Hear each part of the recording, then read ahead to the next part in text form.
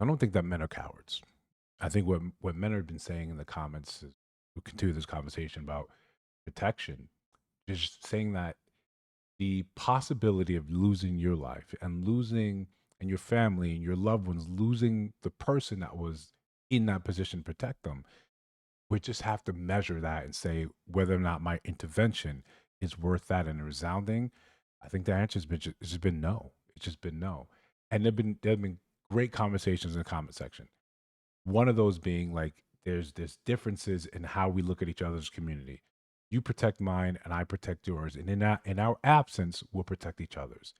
Since we've moved away from a community, we're all kind of just a bunch of little fiefdoms, little individuals. So it's hard to go out of your way and say, if I protect yours and I lose my life, you in turn will still protect mine. There's still protection available.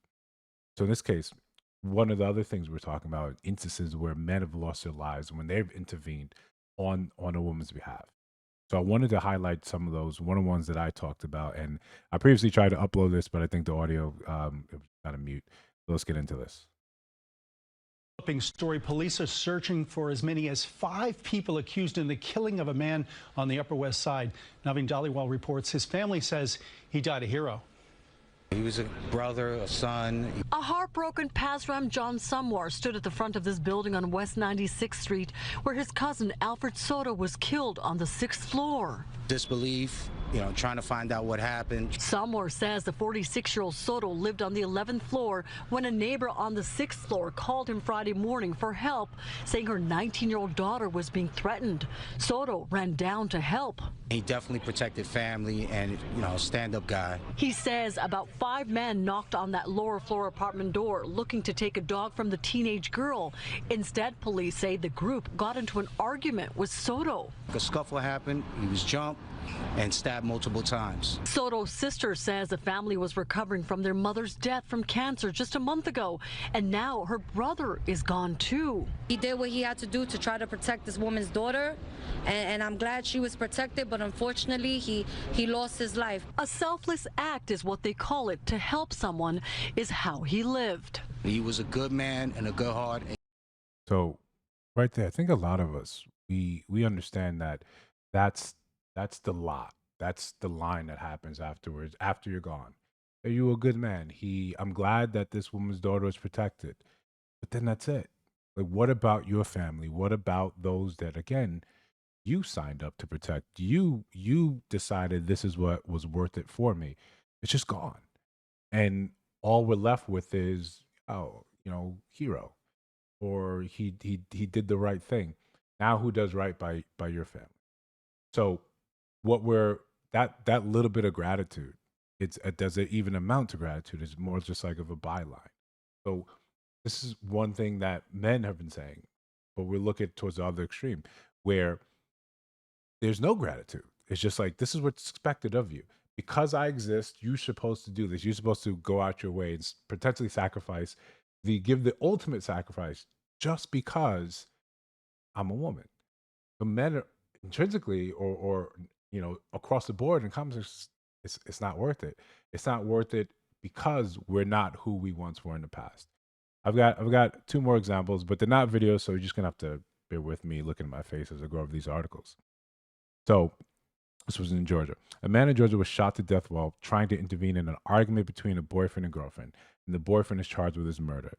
The Bibb County Sheriff's Office in Macon said deputies were called to an apartment complex early Wednesday evening.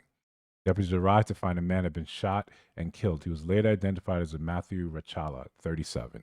Investigators say Rachala had tried to intervene in a fight between a 32-year-old Iwan Capers and Capers' girlfriend.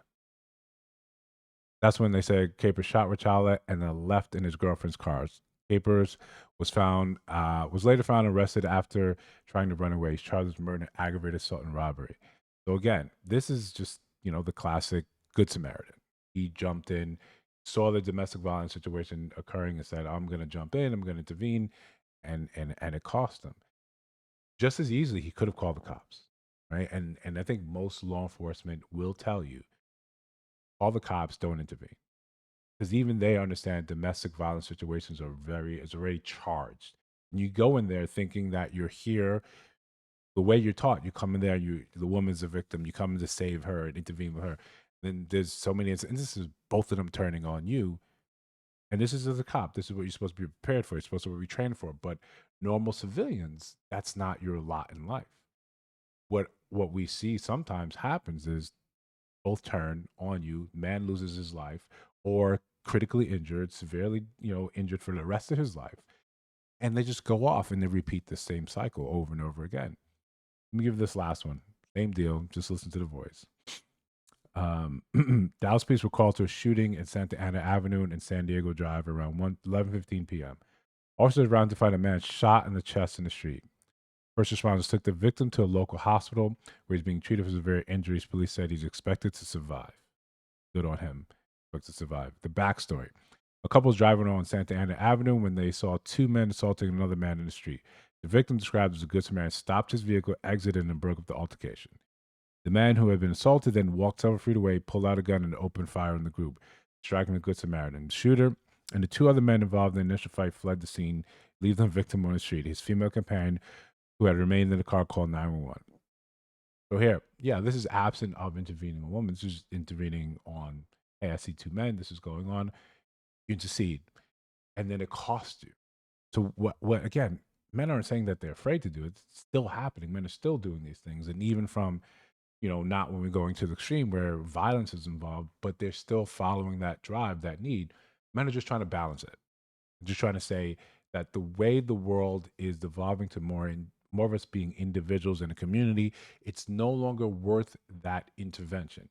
Then when we see some women come on here and have these expectations, in order to do this, in order to have my attention or to talk with me, you have to do this. We're seeing that as different forms of requirements and sacrificing, and men are just around and say the juice isn't worth the squeeze. So again, guys, in the comments, if you still listen to my voice, load it up with your own experiences of what you've seen in your own life, or you've heard from aunts, from uncles, from other men in your life about their own experiences when they had to do this. We've had like 3 different videos about it. Just I want to gather it all in one place. Hopefully later on we can do a live stream where we can share our own experiences and how this happened. But again, like, comment, subscribe. It really helps the algorithm and it helps push this story out so we can get more and more attention, more men to join in. I'll see you guys in the comments.